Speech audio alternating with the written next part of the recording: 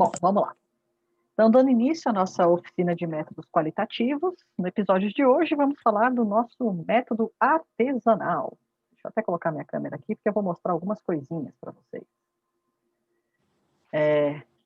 Então, eu sou Denise Bittar Godinho e eu vou compartilhar com vocês a forma como eu realizei a minha análise qualitativa para a minha dissertação.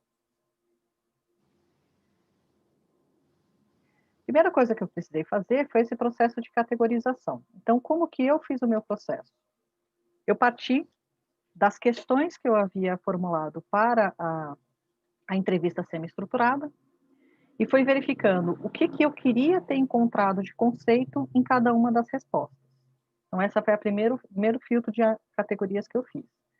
Então, essa primeira questão era mais para a apresentação, para eu entender quem era a pessoa, mas eu já tinha algumas questões direcionadas para identificar a matemofobia ou a relação que a pessoa tinha com a matemática, para saber se ela tinha tido alguma limitação na hora de escolher a carreira, né, se ela sabia desse percentual da carga, se isso tinha afetado ou não as escolhas.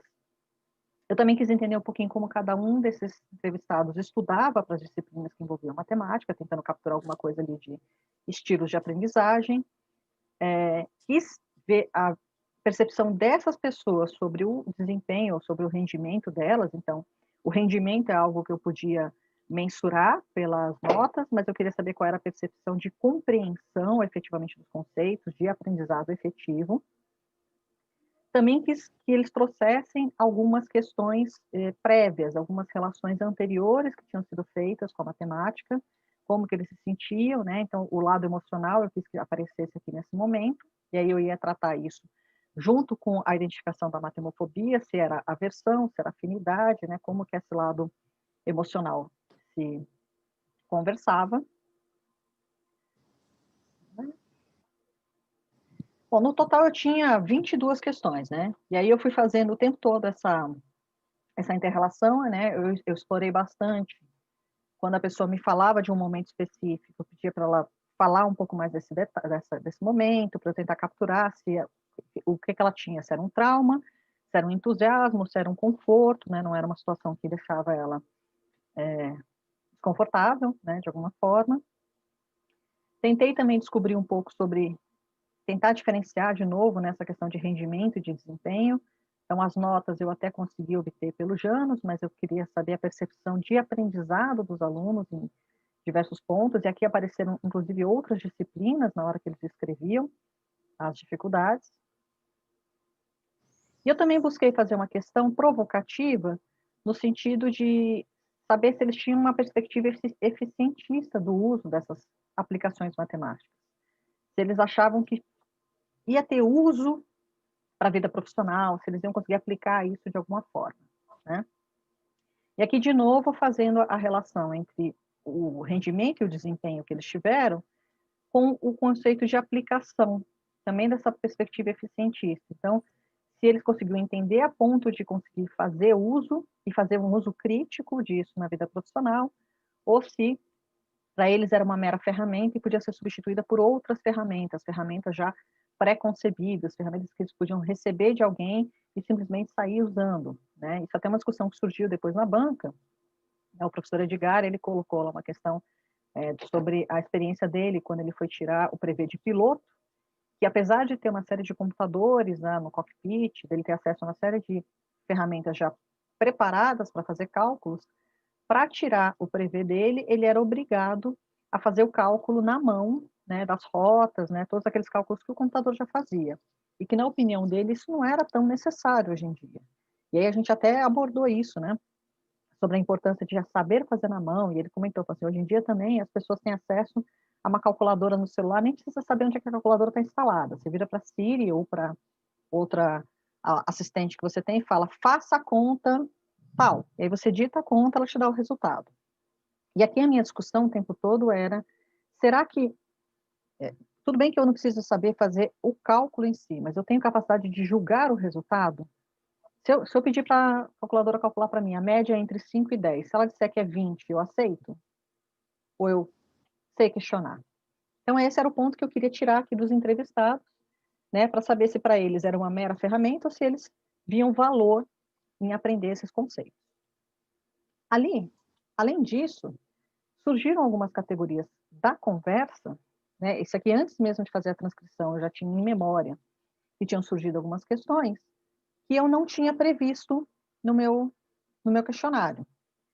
Então, surgiram algumas questões, né, de relatos de o que eu chamei de abuso da família, o abuso do professor com relação à matemática, que são aqueles momentos de desencorajamento, né, coisas muito similares ao que eu já conhecia de experiência, por exemplo, de conversas com a minha mãe, que minha mãe falava que quando ela estudava matemática e tinha dúvidas, se ela dissesse que tinha dúvida, ela era chamada de burra. Então, isso eu categorizei como abuso, né? Às vezes vindo da família, que a família falava, você não é tão bom quanto os seus irmãos, ou como é que você não sabe isso, e às vezes vindo da escola. Mas eu também tive relatos de experiências positivas, de incentivos, né? Tem um relato, inclusive, que me marcou bastante, foi de uma aluna que chegou muito chateada em casa, uma das minhas entrevistadas, chegou muito chateada em casa porque tinha ido mal em matemática, e o que a mãe disse para ela foi, isso é só uma nota, você não é uma má aluna. Se esse jeito que você estudou não funcionou, vamos estudar de outro jeito juntas. Você vai ver que você não é uma má aluna. É só um número, né? O que para mim isso é um sinal de incentivo da família. Eu passei por situações de incentivo na escola, né? Eu tive bons professores, professores que me ajudaram a gostar de matemática, e isso, como apareceu nas questões também, eu quis transformar isso numa categoria, para ver o que isso podia me ajudar a compreender os dados. Então, além das categorias que vieram das questões do questionário, algumas categorias adicionais. E até aqui, estava tudo bem, estava tranquilo. Aí eu passei, então, por NVivo, que era a minha primeira tentativa de análise. Né? Eu pensei, bom, aprendi a usar o NVivo lá na disciplina de métodos qualitativos, eu já tenho as minhas categorias, eu vou cadastrá-las dentro do NVivo, no NVivo isso é chamado de nós, e eu fiz nós, né, categorias e subcategorias, eu fui agrupando esses conceitos, né, e eu cheguei nesse quadro aqui. Então eu trouxe lá o desempenho versus rendimento, tanto do ponto de vista de crenças pessoais, quanto conceitos versus aplicação. Eu tinha uma categoria só para falar das estratégias de superação, que era um dos pontos que eu estava buscando, principalmente para os estudantes que tinham aversão à matemática, mas ainda assim estavam sendo aprovados nas disciplinas. Trouxe um grupo todo para essa experiência prévia, positiva ou negativa, e da onde vinham os abusos ou os incentivos. Deixei uma categoria para questões emocionais. Aqui eu tentei usar uma ferramenta do NVivo que tratava especificamente de emoções nos trechos, mas eu não conseguia aprender muito bem como usar. Mas essa era uma das minhas propostas quando eu comecei a fazer. Oi? É a ferramenta Sentimentos que a gente tem lá no NVivo. Eu não consegui entender como é que ela funcionava, acabei não conseguindo fazer esse uso. Mas aí eu transformei então num nó, questões emocionais, que seria uma outra forma de tratar. E depois disso tudo feito, né, criei os nós, fiz o upload das transcrições, estou com tudo prontinho para trabalhar. Agora era só identificar os trechos das entrevistas. Então, o próximo trabalho, como vocês viram lá na oficina de NVivo, era abrir os arquivos, selecionar os trechos, atribuir nós a cada trecho. E aí que foi o meu problema. Eu travei. O que acontecia quando eu tentava fazer isso? Eu abria o arquivo do PDF, eu começava a ler o início da transcrição e eu lembrava do que a pessoa tinha me falado. Então, só de ler 2, 3, 4 palavras da frase, eu já sabia a que categoria eu queria ligar aquele trecho. E eu fiz isso muito rápido. Então, eu selecionava o parágrafo, já sabia que categoria que era, até porque estava numa certa ordem, né? Já que a entrevista foi semi-estruturada, e as minhas categorias estavam muito relacionadas à ordem da entrevista. Então, categorizei meus 5 arquivos com uma facilidade tremenda. A hora que eu terminei de categorizar tudo, eu percebi que eu não tinha assimilado nada. Eu coloquei tudo dentro do sistema, mas eu não tinha conseguido formular o que aquilo significava. Eu não conseguia me conectar com aquelas informações. Eu cheguei a fazer esse mesmo processo de fazer o upload do arquivo. Eu jogava fora meu NVivo e começava de novo. Puxava o arquivo e falava, agora eu vou fazer com mais atenção. Eu cheguei a fazer 4 vezes esse processo de atribuir categorias aos trechos. E ao terminar, eu gerava aqueles relatórios por nó, né, com todos os trechos, eu olhava para aquilo e não conseguia avançar. E aí eu entrei nessa fase triste, escura, negativa, que todos nós às vezes passamos, que foi a procrastinação. Como eu já tinha chegado até esse passo... Tinha que ter uma foto minha preocupada aí, amor. Porque eu fiquei bem preocupada. Eu sei. Bem preocupada. Sim, porque a Juliana sabia onde eu tinha que chegar e sabia qual era o tamanho do meu prazo, né? E esse foi um período muito difícil, porque eu pensava assim, agora só falta analisar. Eu já fiz grande parte do processo, tá fácil, é só sentar e analisar. E isso era um peso enorme para mim, porque eu olhava para aqueles relatórios, não queriam me dizer nada. Pelo método que eu tinha aprendido, estava ali o que eu precisava, então qual é a minha dificuldade, se está tudo ali? E aí eu entrei nessa fase aqui que qualquer outra coisa era mais importante. Então, se eu tivesse um copo sujo na pia, eu tinha que lavar o copo. Eu tinha que pendurar a roupa que a máquina acabou de bater. Eu tinha que recolher a roupa que estava no varal. Deixa eu trocar a água dos cachorros. Qualquer coisa vinha na frente. Ah, vou lá levar o edredom para lavar. Qualquer coisa vinha na minha frente. E aí também eu comecei a entrar naquele processo de começar a preparar muito detalhadamente as aulas que eu ia dar à noite. Eu começava a melhorar o layout dos meus slides. Tudo vinha na frente. Esse é o fato. Tá? Não vou dizer que era uma procrastinação 100% improdutiva, porque, né, efetivamente, eu estava cuidando de outras coisas. Mas não me ajudava a concluir o que era importante naquele momento, que era o meu mestrado. O que eu precisava era concluir o mestrado. E essa fase de sofrimento durou 2 meses, Juliana. Não, acho que foi uns 2, 3 meses. 6 meses, você acha que foi? 4 meses. Foi, lembra que eu estava na disciplina da UNB? É. Foi aquele tempo aí que você começou a chegar no finzinho da disciplina. Eu lembro que até quando eu fiz a luta, eu não estou escutando a Ju, desculpa. Ah, tá baixo. Abre seu microfone, lindinha. Foi um semestre que eu estava dando uma disciplina, então deve ter durado uns 4 meses, porque aí no fim dessa disciplina, ela começou a pegar nos lápis de cor, cores, a gente começou a conversar sobre isso, aí eu lembro que no fim... mas eu lembro que no fim dessa disciplina você estava fazendo, eu lembro que eu estava dando a disciplina no aquário, você ia lá me levar, e você estava fazendo, é isso. Entendi. Eu lembro desse período, 4 meses, vai. Olha, veja como eu fui produtiva nesse período. Fecha o seu microfone, Lindinha. Veja como foi produtiva nesse período. A Juliana aceitou uma disciplina em Guarulhos e eu virei a motorista dela. Olha que maravilha. Né? Então, Juliana podia se preparar calmamente para suas aulas, enquanto eu passava 2, 3 horas dirigindo para levá-la para Guarulhos no final do dia. Né? Não sei quem já fez esse trajeto, sabe o quão complexo é chegar em Guarulhos no final do dia. Né? Ela aproveitou a minha procrastinação, então, para dar essa aula, né? E foi quando, né, eu entrei na fase que eu chamo de voltar às origens. Então, você viu? O que chegou nessa fase, quando a Juliana viu que eu estava muito estressada? Eu estava sofrendo, tá? Não é só que eu estava procrastinando, eu estava sofrendo. E ela falou, faça alguma coisa que te faz bem. E se tem uma coisa que sempre me fez muito bem, foi mexer com essas coisas manuais. Eu sempre gostei de desenhar, eu sempre gostei de colorir com lápis, né?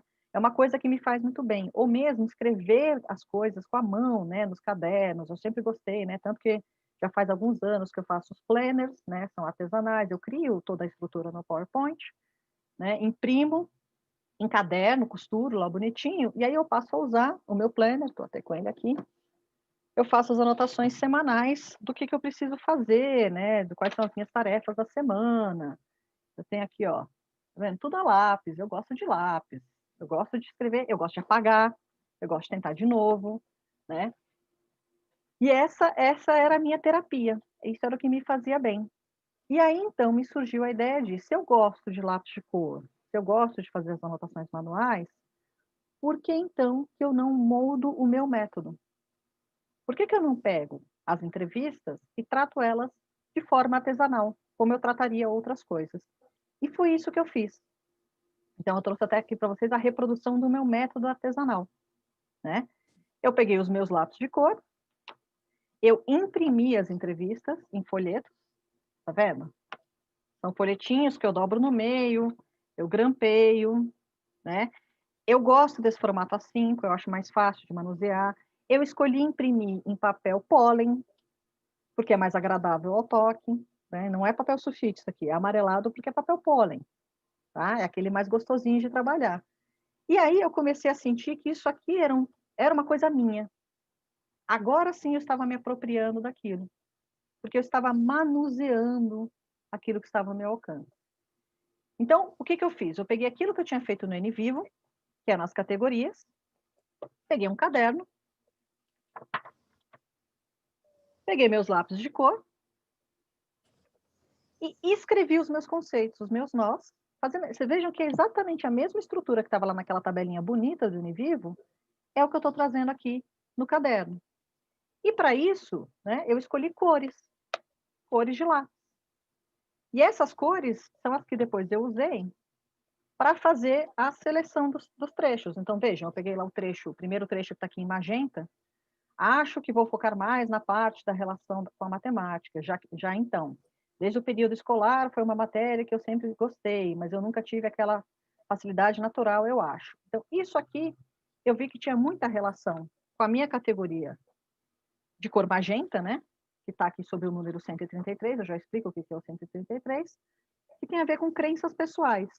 Então, dentro da categoria desempenho versus rendimento, tinha uma subcategoria de crenças pessoais. O que eu acredito sobre matemática? Então, ela fala que não tinha aquela facilidade natural. E isso eu já tinha feito no referencial teórico, né? Depois, né, com a ajuda até do professor Newton, que foi da minha banca de qualificação também, sobre essa questão de existe um mito da matemática, que a matemática ela é natural para algumas pessoas e não é natural para outras.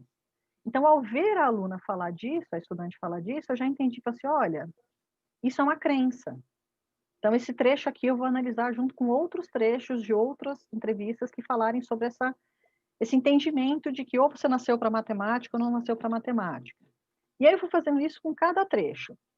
Então, eu ia lendo o que estava escrito lá, olhava de novo para as minhas categorias, via onde melhor se encaixava e fazia depois o achurado, né? Eu fazia o contorno com lápis, pintava, preenchia, e em algumas situações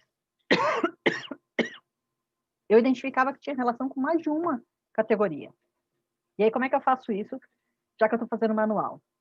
Eu escrevia do lado, eu colocava um E, categoria tal, e colocava outra cor. Vou pegar um pouquinho de água, peraí.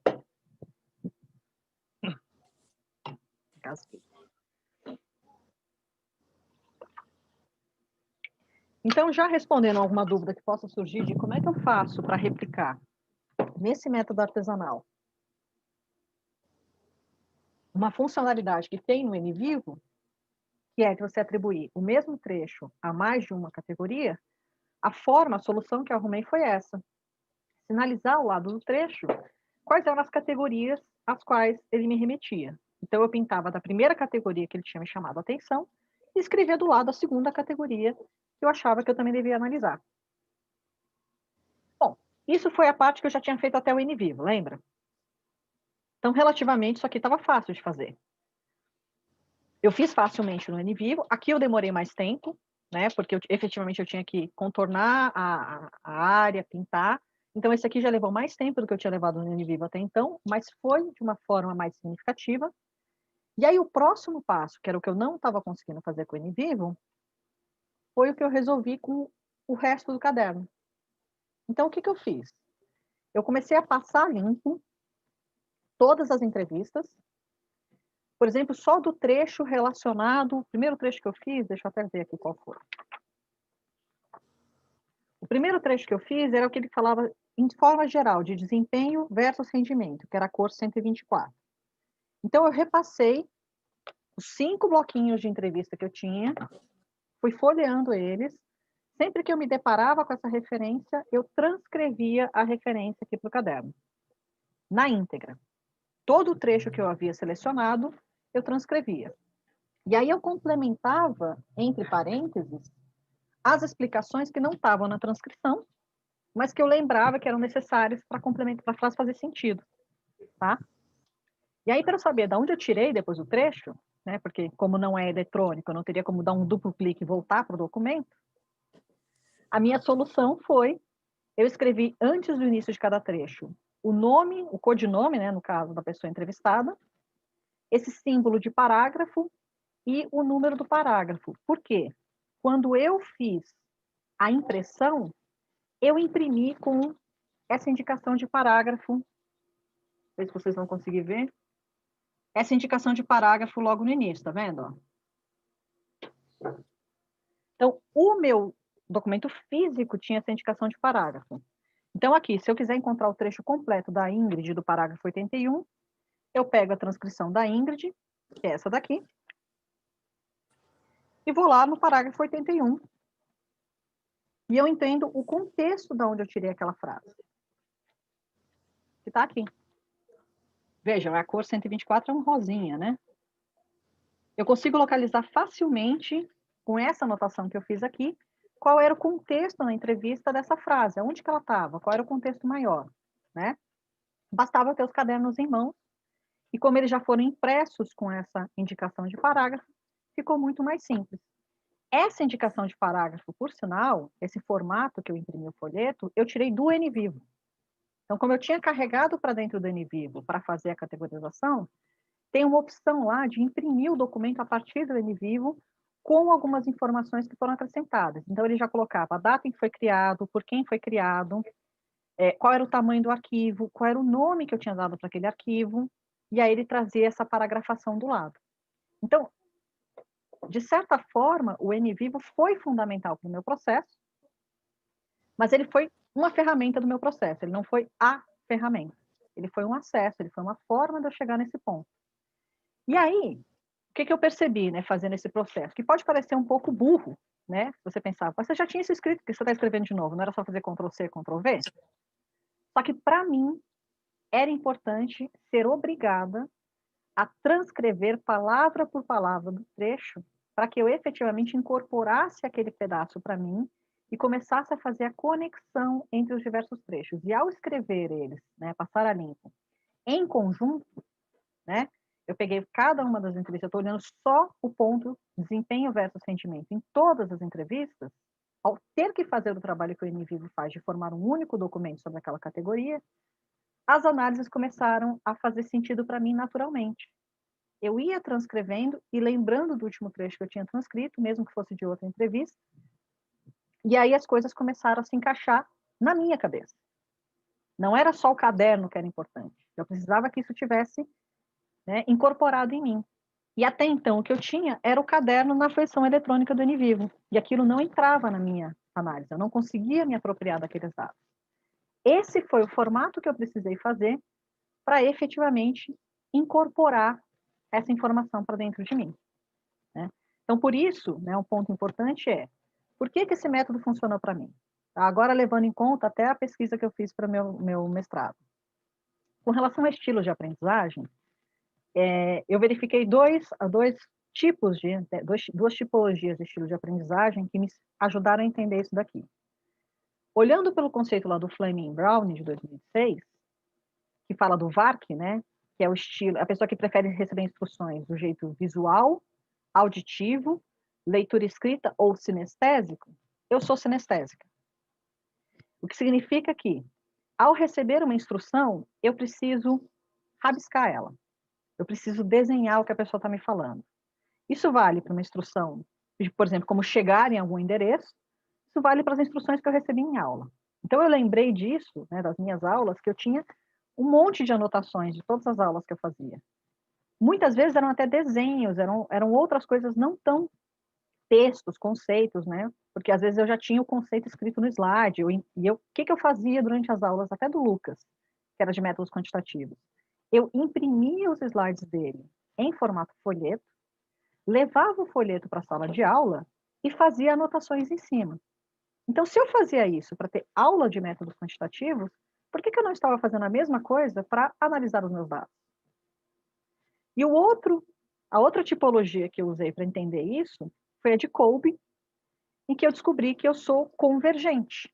Então, dentre os 4 estilos de Kolbe, daquele ciclo, né, que a gente passa, o meu primário, aquele da onde eu parto, é o convergente, que é a coisa de botar a mão na massa. Eu entendo o conceito abstrato, mas eu preciso transformá-lo em algo concreto. Então, eu lembrava das entrevistas, eu tinha os conceitos na minha cabeça, mas eu precisava, de alguma forma, transpassar para o papel com a minha aplicação, não com uma aplicação eletrônica. Então, foi isso que eu fiz para realizar a minha pesquisa. E agora, né, esclarecendo para vocês, o que são esses números? De onde que eu tirei esses números? Por que aquele rosinha é 124? Por que o magenta é 133? Aí entra um pouquinho de toque da minha parte, tá? Essa escala que eu estou mostrando para vocês é a escala de cores oficial da Faber-Castell. Então, a Faber-Castell produz os policromes, que são os lápis de cor, né, que eles chamam de permanentes, né? Dizem que eles duram centenas de anos sem perder a cor. Eu não tenho idade suficiente para testar isso, mas eu espero que seja verdade. Eles categorizaram, eles classificaram todas as cores que eles disponibilizam. São mais de 300 cores que eles disponibilizam no total. Eu tinha 36 para trabalhar, já é bastante coisa. E vem escrito no lápis, no corpo do lápis, essa cor. A cor, o número, né? E o nome da cor. Porque eu tenho um leve toque, tá? A Juliana já percebeu isso. Eu tenho um pouquinho de transtorno obsessivo compulsivo. E para mim seria muito angustiante pensar que era rosa e era magenta. Então eu precisava saber a cor exata que eu estava usando, para não correr o risco de usar uma cor parecida, mas que não era exatamente aquela. Isso é coisa pessoal, tá? É claro que eu poderia ter feito isso usando cores parecidas, usando cores que me lembravam aquele conceito. Mas eu, Denise, preciso das coisas exatas. Eu preciso da coisa exatamente daquela cor. E outra coisa muito legal que eu descobri nesse processo é que você pode comprar esses lápis avulsos depois. Então, aqueles lápis que eu andei gastando demais, ou por causa do mestrado, ou por causa das pinturas mesmo que eu fazia nos meus cadernos anti-estresse, depois eu fui numa loja da Faber-Castell e comprei apenas aqueles que estavam muito gastos, para deixar minha caixinha sempre bonitinha, com todo mundo mais ou menos do mesmo tamanho, né? Também faz parte do meu toque. Mas é isso, né? Por isso, então, que eu comecei a identificar com números, porque também era mais fácil, né? De identificar, eu que gosto de linguagem matemática, eu estou transcrevendo o trecho de cor 124. Procuro 124 em todos os trechos. Pronto, esses são todos os trechos que eu vou tratar agora, né? Então, foi o jeito que eu misturei a linguagem matemática com essa linguagem visual, né? Com essa linguagem até de cores. É claro que eu tenho a impressão que se fosse Juliana fazendo o mesmo processo, conhecendo a minha esposa como eu conheço, que ela sequer se preocuparia em usar sempre a mesma cor para a mesma categoria. Ela usaria a cor que na hora deu vontade dela usar. Ela começaria uma categoria com amarelo, mas aquele outro trecho estava muito mais para verde, e depois ela iria para azul, né? Vejam que essa aqui é a mandala lunar de Juliana. Vejam que não é necessariamente o mesmo verde e o mesmo azul que ela está usando. Tá vendo que ela mistura? O que pareceu que era na hora é o que é. Então, dá para fazer assim também? Dá. Por que não? Né? Cada um se organiza como se sente mais à vontade. Né?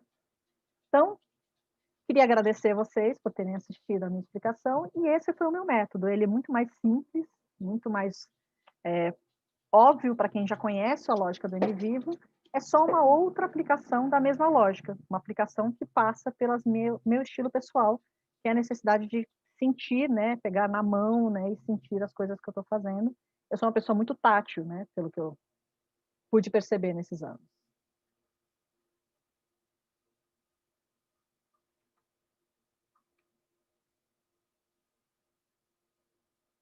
Fiquem à vontade para fazerem perguntas e comentários.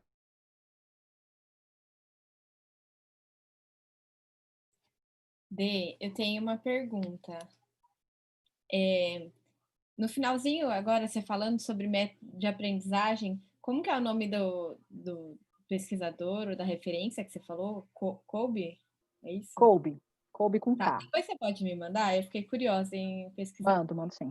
Ela está na minha dissertação. Ah, tá, beleza. Então, beleza. Está lá também. Eu achei Depois ela. eu te mando. Deixa eu te Eu fazer te mando. Eu tenho até a figurinha do estilo convergente, deixa eu te mostrar, quer ver? Espera aí. Eu tenho aqui, ó.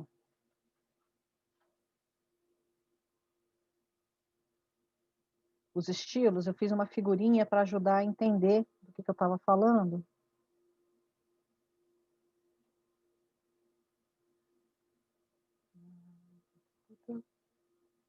Eu ainda tenho meu arquivo de PowerPoint das ilustrações que eu criei para a dissertação, caso eu precisasse ajustar alguma coisa. Eu só vejo como imagem no arquivo de Word, mas eu tenho aqui o original. Tá vendo? Esse é o ciclo de Kolbe dos estilos de aprendizagem. Então, eu estou aqui, ó, no convergente. Eu penso e faço, né? Então, eu estou entre a conceituação abstrata, que é o pensando, e a experimentação ativa, que é o fazendo. A Juliana é divergente, né, meu amor? Assimiladora? A Juliana é assimiladora.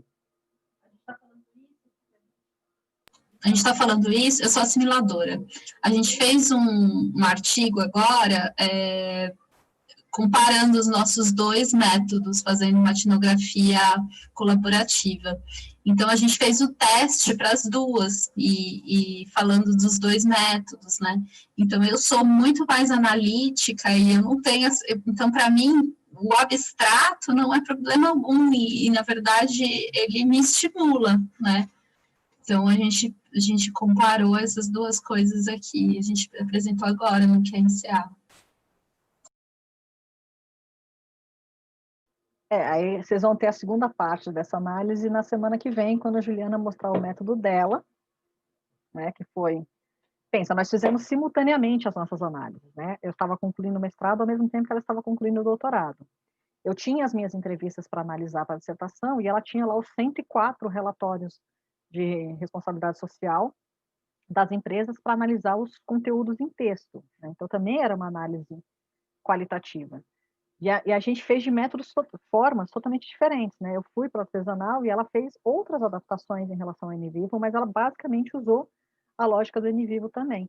E aí o porquê da gente ter feito de formas tão diferentes, uma das explicações que nós fomos buscar, né, para esse fenômeno, foi o nosso estilo.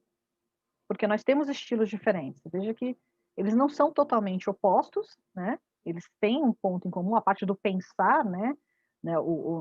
A nossa percepção, como nós pensamos sobre as coisas, é similar.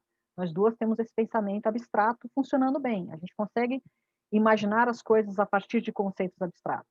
E a gente faz esse exercício diariamente aqui em casa. Se a gente estivesse num reality show, estivesse sendo gravado, vocês iam achar que a gente é muito chatas. Nós somos muito chatas, porque a gente passa as nossas refeições, os tempos que a gente tem de convívio conjunto, discutindo conceito, discutindo coisa que a gente viu, o que a gente acha disso, de acordo com... Juliana está até chateada. Insuportável, gente.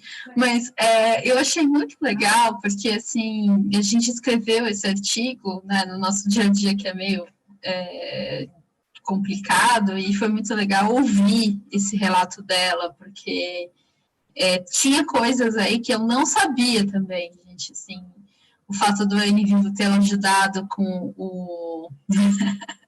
o Pará, assim, eu sabia que ela tinha feito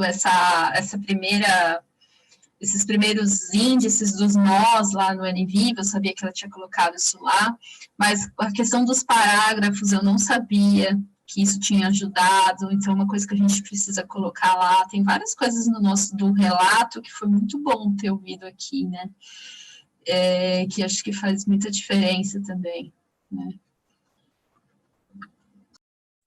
Gente, se vocês continuaram casadas num período em que uma estava terminando o mestrado e a outra doutorado, quer dizer que é muito amor mesmo, viu? Detalhe, Aninha, que a gente casou nesse momento. Eu conheci a Juliana, ela estava entrando no doutorado. A gente casou assim, a gente planejou um casamento durante um ano, a gente fez todo... Olha, é amor mesmo. Isso é outro tema, né? Mas assim, a gente criou a festa. Eu fiz fissuros para a festa. Eu fiz 2.500 fissuros para as pessoas jogarem na gente no lugar do arroz, enquanto eu fiz as aulas do Lucas. Meu Deus. Ode, é uma coisa mais em relação à aceitação. Tipo, como é que as pessoas viram, né? Porque, tipo, eu imagino que não foi bem aceito pelos seus pares, entendeu? Tipo, as pessoas que você conhecia. Eu não sei. Tipo, essa impressão. Como é que foi isso? Tipo, Teve alguns sentimentos bem extremos, né? Eu tive colegas para quem eu mostrei o método e falavam, nossa, é a sua cara, eu acho que vai dar super certo. E aí teve pessoas que olharam para isso e falaram, por quê? Qual é o seu problema? Mas eu já tinha um problema anterior, que era o meu próprio tema não era muito aceito, né? Então, as pessoas que gostaram do método são as mesmas pessoas que apoiavam o tema. E as pessoas que acharam isso meio, para quê? São as mesmas pessoas que perguntaram para que eu estava estudando atitude em relação à matemática na contabilidade. Afinal de contas, o contador gosta de matemática. Por que você está se preocupando com isso? Então, eu não sei até que ponto era por conta do método ou era por conta do tema. Mas, sim, claramente, as pessoas que me conhecem, que sabem o tipo de coisa que eu gosto, a forma como eu penso, a forma como eu faço as coisas, a hora que eu disse como eu estava fazendo a análise, ficou assim, nossa, mas por que você não fez isso antes? Era tão óbvio, né? Eu cheguei, inclusive, a terminar a parte de colorir as entrevistas na casa de um colega que também estava fazendo categorização na época, né? Estava terminando também a dissertação dele. A gente foi passar uma tarde na casa dele, entre amigos todos do mestrado, do doutorado, né? Conversando sobre coisas diversas da vida, e eu ali com meu lápis de cor, né? Fazendo a codificação das minhas entrevistas. E aquele e-mail foi algo muito óbvio, muito em sua cara. Claro que isso faz muito mais sentido. Mas eu sinto uma certa resistência mesmo das pessoas que acham que o próprio conceito qualitativo não faz muito sentido, que eu deveria ter buscado alguma correlação entre desempenho, né, rendimento, na verdade, e atitude matemática. Se eu estou falando de números, por que não tem uma significância? Por que não tem um teste de médias? Ou, ao mesmo tempo, também eu já recebi críticas no sentido oposto. Se você usou Likert, você não pode fazer conta. Gente, Likert é uma escala somativa válida. Eu não posso fazer média. Eu não posso fazer teste de médias com escala Likert. Mas eu, obviamente, posso fazer uma escala somativa. Eu posso comparar extremos de comportamento com uma escala Likert. Né? E foi o que eu fiz. Eu fiz uma análise qualitativa do Likert, apesar de ter números. E eu acho que essa é a parte mais difícil das pessoas entenderem. Se matemática é uma linguagem, é uma forma de se expressar, e não o objetivo em si, esses métodos fazem sentido. Eles não são estranhos, né? Eles não são incoerentes com o objetivo da pesquisa. Acho que esse é o principal ponto. Tem muito a ver com quanto a pessoa aceita você e a forma como você pensa. Então, eu tenho certeza que se não fosse se a Silvia não fosse a minha orientadora, se a gente não tivesse encontrado o eco em outros professores que acabaram fazendo parte da minha banca, tanto de qualificação quanto de defesa, eu não teria um mestrado, né? Então, eu acho que tem espaço para todos os métodos, todos os estilos. A questão é encontrar sua turma, que é isso que a Juliana gosta tanto, né, desses eventos que a gente participa, do GWO, do QRCA, que ela encontrou a turma dela. Agora que a gente encontrou nossa turma, tudo fica muito mais fácil. Porque não existe essa coisa de isso é ciência, isso não é ciência. Né? Pelo menos foi isso que eu aprendi nesse processo. Eu acho importante também deixar claro que, assim, isso aqui, eu sei que a pesquisa está finíssima, mas eu me sinto meio parte disso aqui, gente. Isso aqui é como a Denise operacionalizou, né? Mas tem autor de metodologia por trás disso, né? Assim, não é um negócio que surgiu do nada, né? Assim, então, não vai ter gente de qualitativo nunca questionando isso aqui, né? O tal do método artesanal, que é o jeito que Denise se virou no meio disso tudo, né? Porque é só uma forma da gente que é qualitativo se virar no meio disso, mas tem vários autores de metodologia qualitativos por trás disso, né? Não é que você está reinventando a roda, né, no meio disso. Assim. Você fechou o microfone, Edinho. Desculpa, gente, é porque o microfone dela está com uma captura muito alta. Quando eu falo, vocês me escutam lá, e não o contrário, né?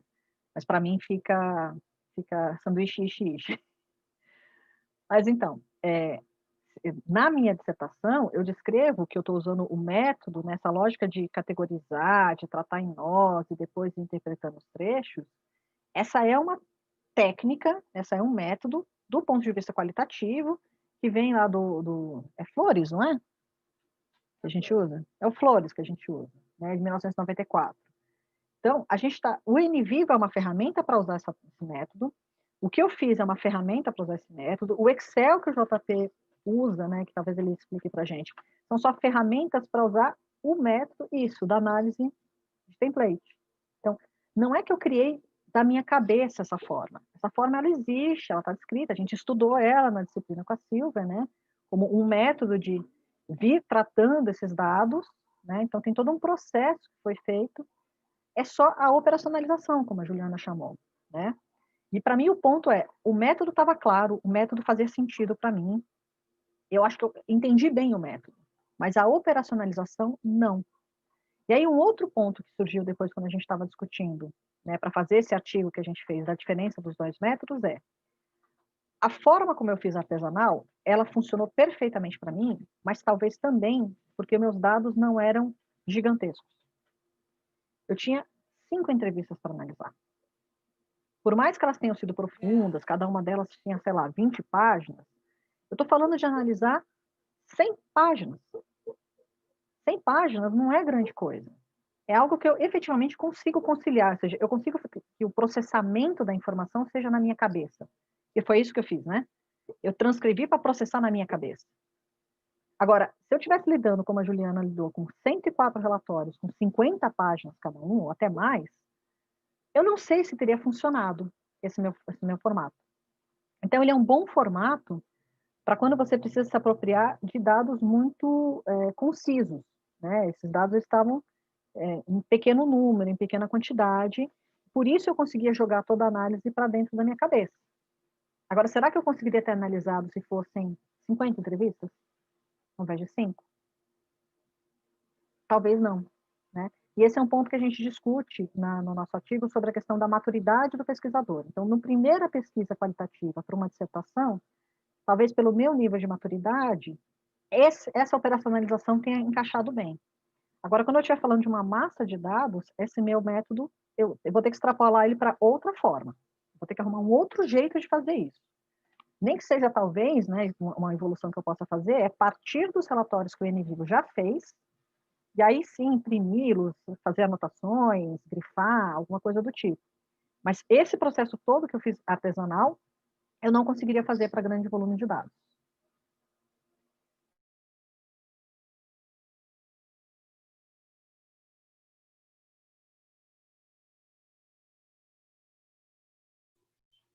Eu acho que essa coisa da maturidade é bem legal mesmo, né? Porque, tipo, você entender onde você tá, sabe? Tipo, aí uma outra pergunta, né? Já que ninguém tá perguntando, eu vou perguntar. Como é que vocês chegaram nessa análise de vocês? Tipo, você, Dê, Ju, tipo, como que é a sua forma de aprendizado, sabe? Foi mais observando vocês ou, tipo, tem um teste, alguma coisa assim? Você quer falar, Ju? Existe um teste, eu estava indo procurar. Existe um teste do CUB que você pode fazer. Assim, é que eu trabalhei muito tempo no PROGEP, que é o Programa de Gestão de Pessoas lá da FIA, então eu já fiz muito teste de âncora de carreira, de tudo que você pode imaginar na vida, né? Assim, então, acho que eu tenho um nível já de autoconhecimento, assim, né, do doutorado, mas existe um teste, sim, de aprendizagem, de estilo de aprendizagem. Então, eu já tinha uma ideia que eu tinha esse jeito de conceituação abstrata, assim. E, bom, a gente tem um ateliê em casa, né? Então, era fácil saber, assim, que era só parar e, assim, sair do turbilhão e falar, pô, o que a gente está sofrendo, cara? A gente gasta, a gente vai na mega artesanal, sabe? Eu e Denise, mas normalmente eu compro as coisas para eu elaboro as coisas aqui na minha cabeça e Denise executa. A verdade é que é assim aqui em casa, sabe? Eu faço assim, a decoração vai ser assim, assada, aí a Denise vai lá e põe a mão na massa, assim, eu falo, eu quero uma mesa tal. Aí a Denise vai lá e executa. Na última reunião de orientação, Denise estava montando essa... Não foi ela que montou, chegou, mas enfim, chegou essa cabaninha que está aqui atrás, sabe? Acho que vocês estão vendo aqui do espelho, tem uma sombra, certo? Do espelho da Denise aqui. Tem uma sombrinha, é uma cabaninha. Ixi, o vídeo apareceu. Estão me mostrando. E aí, assim, eu não faço essas coisas, né? É a Denise que vai lá e monta, entendeu? Então, a gente tem essa percepção de si, mas existe esse teste, sim. É um perfil da gente, assim. Esse perfil do divergente, do convergente, ele é muito... Esse teste é muito facinho de fazer, rapidinho. Você mandou, Mo, no chat? Achou? Não achei ainda que a gente usou. Eu achei que eu achava... Por isso eu tava dando um tempo. Eu vou achar agora para vocês. É do Federal do Pará, eu acho. O do Fleming Brown, que é o do VARC, eu tenho um formulário no Google Forms. Quase naquele que a gente manipulou na disciplina, lembra, Silvia? Acho que a gente tinha um simples, acho que 2 estilos diferentes, o VARC e o Kolbe, lá na disciplina, no Moodle da disciplina. A gente só tinha o VARC. O Kolbe a gente não aplicou. O Kolbe, mas a gente tinha um segundo, não tinha? A gente tinha outro teste, não era estilo de aprendizagem, era sobre o direcionamento da pessoa, do pensamento. Era resultado, era outra coisa, não era pouco. A gente podia fazer uma pastinha com esses testes e disponibilizar, porque eu acho que ajuda super a se descobrir, né? Sim. E responder a questão também, como eu estudei isso. Como eu estudei isso para entender os meus entrevistados, eu também já tinha esse conceito, né? Já estava na minha revisão de literatura, estava no meu referencial teórico para a dissertação. E é por isso que a Juliana fala, estava aí, né? Você é uma pessoa que põe a mão na massa, a gente tem um ateliê, você está estudando estilos de aprendizagem. Você está esquecendo que você, como pesquisadora, também é uma pessoa. Foi meio isso, né? O cair a ficha foi isso, eu também, como pesquisadora, tenho meu próprio estilo. E eu também tenho que respeitar meu estilo como pesquisadora. Então, não é pegar uma ferramenta que foi adotada, né, que é bem reconhecida. Você achou do VARC, né? Que é reconhecida, que todo mundo usa, que vai servir para você. Tá? Você tem que lembrar que você também é uma pessoa que tem que fazer suas adaptações. Se você fez isso durante toda a sua vida escolar, por que na hora de ser pesquisadora você não faz adaptações? Por que na hora de você produzir seu mestrado, seu doutorado, ou até mesmo sua iniciação científica, você vai ficar seguindo o modelo dos outros? A gente tem que descobrir nosso próprio estilo, né? A gente respeita isso no aluno e deixa de respeitar isso no pesquisador depois. Como se fazer as coisas como todo mundo faz fosse mais científico do que fazer as coisas do seu jeito, sendo que os grandes cientistas nos quais a gente nos inspira criaram os seus próprios métodos. É meio síndrome de vira-lata da nossa parte. Né? Eu não sou boa o suficiente para criar uma forma de fazer. Eu vou ter que ver alguém que já sabe fazer. O nome do artigo, que a gente chegou à conclusão, foi honrando estilos de aprendizagem, assim, como se... E foi isso que a gente chegou à conclusão, assim, do tipo... Por quê, né? Por que a gente não honra o jeito que a gente aprende, que nós somos assim, e não dá para a gente ficar negando quem a gente é, né? Não dá para a gente negar que é qualitativo, não dá para negar quando você é quantitativo por alguma moda que tem por aí, porque de repente, é legal usar N vivo, mas não está dando certo para mim, não está dando certo na minha pesquisa, enfim, não consigo me conectar com isso, né?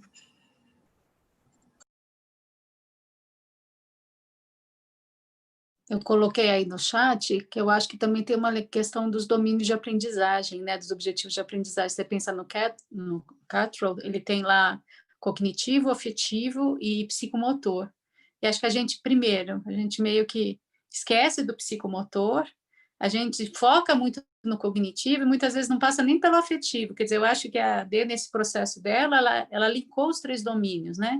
E talvez o psicomotor esteja ligado com o afetivo, né? E da apreciação. Né? O afetivo é da apreciação, de eu aprender de fato, de eu valorizar, né? E acho que, de certa maneira, esse seu processo foi para transitar pelos 3, né? Para não ficar só no cognitivo. Só no cognitivo seria quase o invisível, né? Mas ele estava automatizado para você. Porque você atribuía significado mecanicamente, mas você não internalizava, pelo que você contou, né? Exato. Então, E eu acho que também tem uma coisa da experiência. Eu falo para a Juliana que eu tenho uma memória muito clara de que a minha infância foi extremamente feliz. Né? Eu não sou daquelas pessoas que falam que não era feliz quando era criança, né? Ou que não gostava da infância. A Juliana acabou de ter um insight. Sim, eu me lembrei como é que a gente chegou nisso. A Juliana lembrou de uma figura, de uma imagem, de alguma coisa que ela está capturando aqui. Você está falando daquele quadro? Ah, onde é que está aquele desenho? Estava aqui nas suas coisas. Foi assim que a gente chegou nessa ideia. Então, assim, eu tenho uma memória muito clara de que eu era feliz quando criança e eu sabia que eu era feliz quando criança. Eu não sou aquela pessoa que fala, eu não sabia que era feliz, eu queria voltar. Eu gostava da minha infância. E a minha infância era permeada por esses materiais. Né? A minha caixa de lápis de cor, de 36 cores, original da Faber, que minha mãe comprou para mim, acho que quando eu tinha 9 anos, eu tenho ela até hoje. Bem conservada e todos os lápis na ordem certinha de cores, inclusive, por causa do meu leve toque. Mas é uma coisa que, assim, que sempre que eu me sentia angustiada, sempre que eu sentia que alguma coisa não estava legal, eu ia para o meu quarto desenhar. Eu pegava a minha lápis de cor e ia fazer alguma coisa, ia desenhar, ia transformar aquilo, né, ligando com o lado afetivo. Então, para mim, sim, usar o lápis de cor na minha pesquisa foi remeter a uma época em que as coisas eram mais leves, eram mais fáceis. Né? Eu não tinha grandes problemas para resolver quando eu tinha 9 anos de idade. Não tinha nenhum problema para resolver quando eu tinha 9 anos de idade. Né? Eu diria que até meus 17 anos eu não tinha nenhum problema para resolver. Os problemas apareceram depois. E com as responsabilidades que a gente tem que assumir, né? Então, foi esse movimento também de afetividade, de buscar uma coisa que me fazia bem, que eu já tinha uma memória. E era uma memória tátil, era uma memória psicomotora da situação. Não era só uma memória visual. Por isso que eu acho que foi um processo tão importante. Achou, Liliana? Achou. Mas ele está datado. Liga o microfone. Esse desenho, ele está datado de dezembro de 2016.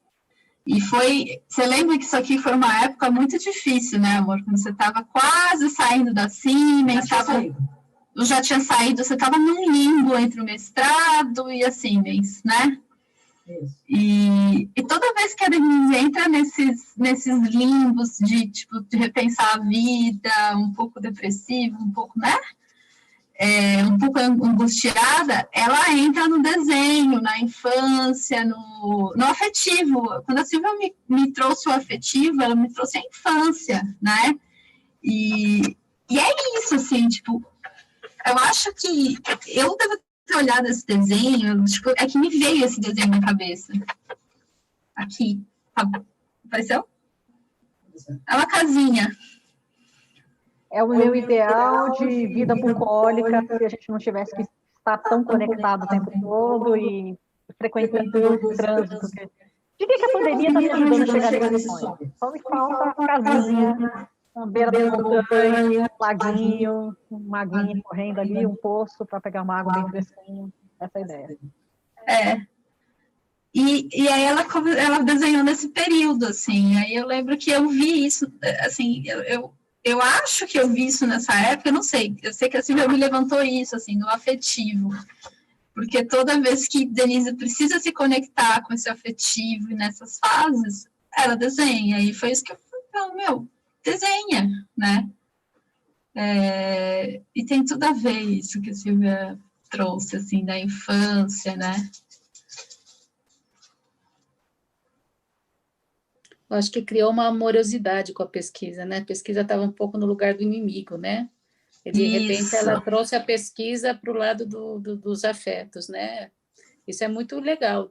E acho até, sabe, Ju, pensando aqui, que às vezes para quebrar a barreira, se você tem 30 entrevistas, faz com 3 isso, entendeu? Faz com 3, pega 3 que você acha que foram aquelas entrevistas, sabe, de quebrar as pernas de uma pessoa. Faz com essas 3 entrevistas de quebrar as pernas, porque aí você se apropria da entrevista, do significado da entrevista, né? Então, e depois você pode ir para o Univivo, faz as outras, essas e as outras no Univivo, entendeu? Eu acho que dá para conciliar, não dá para pensar é esse método ou é o outro método, dá para ser um contínuo, né? Você me lembrou uma coisa que eu esqueci de comentar, você tem razão. Quando eu comecei a fazer a passada a limpo, né, depois que eu já tinha feito as colorações, passar a limpo para o caderno, eu não precisei passar todas as categorias para o caderno. Eu fiz 2 categorias totalmente passadas a limpo no caderno, a partir da terceira eu já fui fazendo direto do bloquinho para o Word. Então, realmente, esse foi um processo, né? Depois que eu já tinha começado a incorporar, aí eu não precisei mais da ferramenta artesanal para tudo, né? Eu não tenho todas as transcrições aqui no caderno. Eu até pensei em fazer agora, já que, de novo, eu estou num momento, final de ano, eu estou muito estressada, né? Eu não diria que eu estou num limbo, mas eu estou numa situação de angústia, de estresse, né? E pegar de volta os caderninhos e voltar a fazer a transcrição agora das categorias que faltam. Porque eu só fiz as 2 primeiras, né? Que são as que eu marquei aqui. E eu tinha separado esse caderno para fazer todas as passagens a limpo. Então, talvez uma coisa terapêutica que eu posso fazer nos próximos dias é isso, é pegar agora os caderninhos e concluir as minhas transcrições. E aí, talvez valesse fazer isso para 2 categorias que você quer explorar mais, ou que você acha que são chave, sabe? Uma coisa assim? Eu vou pegar aquele da matemofobia especificamente, né? Da identificação da matemofobia, porque a ideia é começar a trabalhar mais em cima disso nos próximos trabalhos. Eu acho isso bem show, sabe? Por isso que eu achei legal passar aqui, porque às vezes a gente está lá brigando com o Univivo e não está se dando bem com ele. A gente vem para o caderno, vem para um gráfico, vem para uma figura, sabe? O que foi para D, as cores, o caderno, pode ser um gráfico, pode ser uma figura, pode ser um desenho, né? Mas acho que é um mapa conceitual, um mapa mental, né? A Cíntia, por exemplo, está trabalhando muito no projeto dela com esses mapas mentais, né? Então, de repente, a gente meio se desliga disso, né? Mas acho que seria uma boa. Gente, mais perguntas, mais compartilhamentos, mais tensões. Eu coloquei aqui no chat, eu achei o link, estava nas nossas referências, amor, do inventário de estilos de aprendizagem do Kolbe. Então, você já tem o do VARC e você já tem o do Kolbe.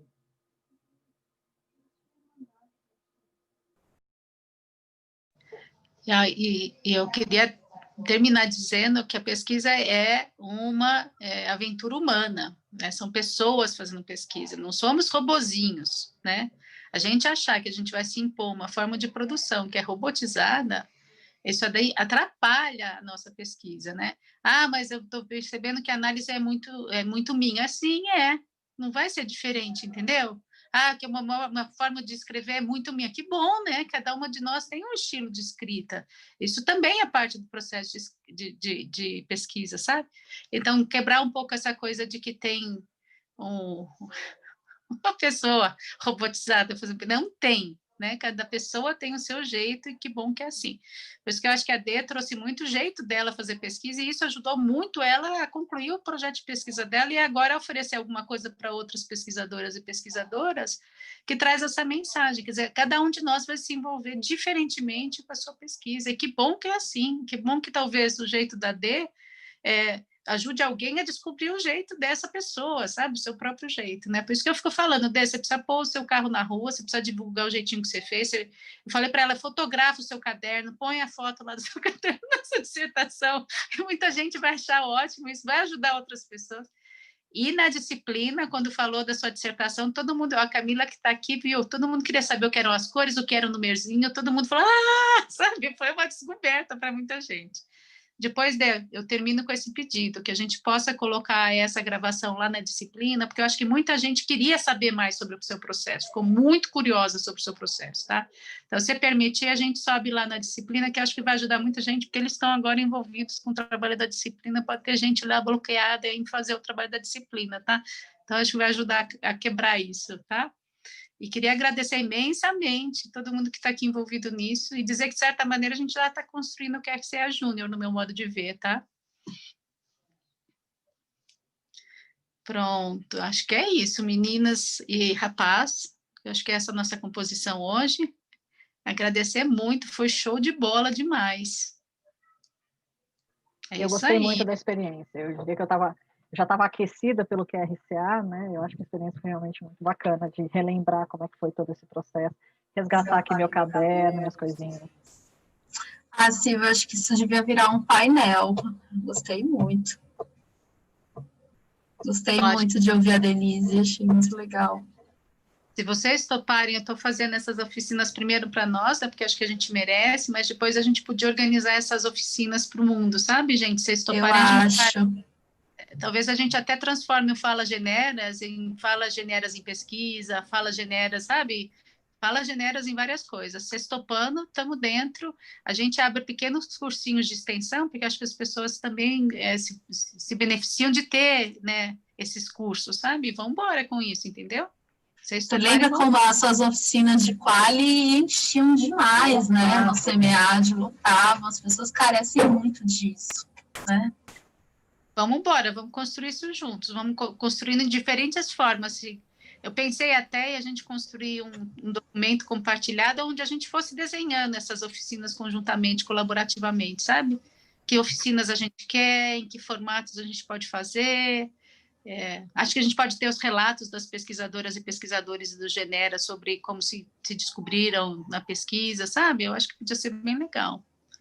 E muito obrigada, gente, muito obrigada pelo envolvimento lá com o QRCA, muito obrigada pelo envolvimento aqui no grupo de orientação coletiva, sabe? Muito legal isso, muito legal, eu acho. Obrigada, Silvia. Temos um encontro, alguns de nós, às 4, não é isso? É isso. Ele está muito preparadinho, gente. Ele é muito guerreiro, olha lá. Às 4, Douglas, também? Estará lá? Ai, meu Deus. Então vamos embora, né, gente? Vamos descansar. Beijos, Beijos, gente. Até mais.